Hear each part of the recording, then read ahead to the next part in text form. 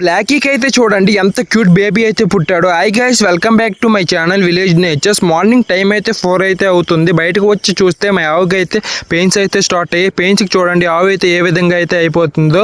కష్టం మీద అయితే మా బుజ్జిపై అయితే వాళ్ళ అమ్మ కడుపు నుంచి అయితే బయటకు అయితే వచ్చేసింది.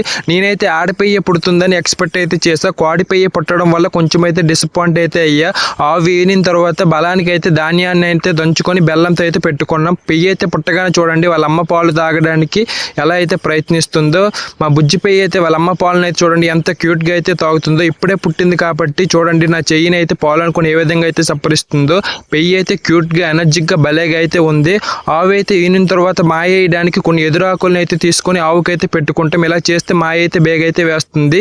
పెయ్యికి అయితే ఫుల్గా అయితే పాలను అయితే కుడిపించుకొని మిగతా జున్ను పాలను అయితే మేమైతే తీసుకుంటున్నాం. చూడండి పుట్టగానే మా పెయ్యికి అయితే ఒక ఫ్రెండ్ అయితే దొరికాడు. వీడియో నచ్చినట్టయితే లైక్ చేయండి. ఇలాంటి విలేజ్ వీడియోస్ కోసం మన ఛానల్ని అయితే సబ్స్క్రైబ్ చేసుకోండి.